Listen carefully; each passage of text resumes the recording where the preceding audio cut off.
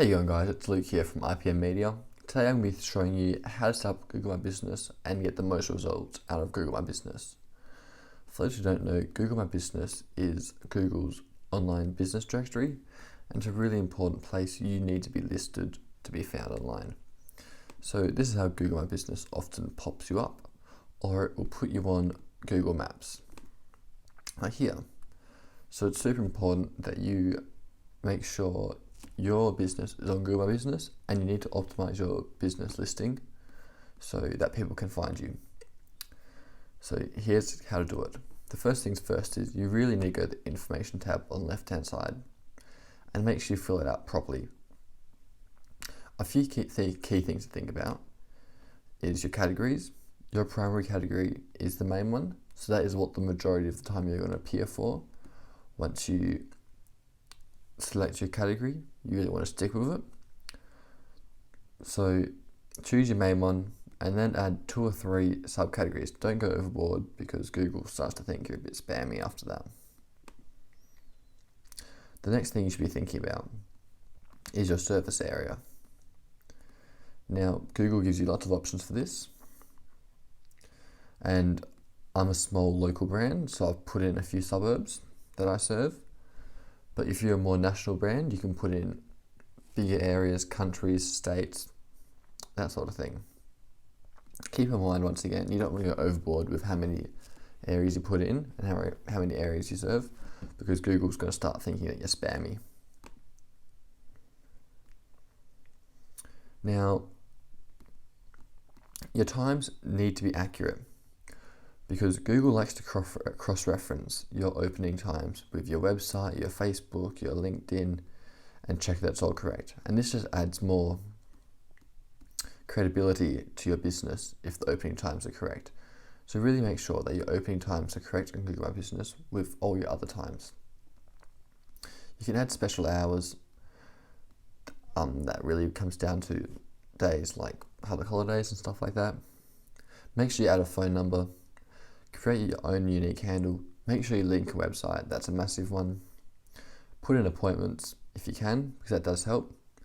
And here in your services, this is where you can go through and add all your custom services. Now, Google My Business gives you a few options for services, but it also gives you add another service, and you can add a custom service. So if you can't find your service, be sure to add your custom service with the keywords that you want to add. Once again, don't add too many categories because Google My Business starts to think you're spammy. And then last but not least, well, actually I shouldn't even say that, on this page, we want to make sure that you write a brief description of your business, but you want to make sure it's not too brief.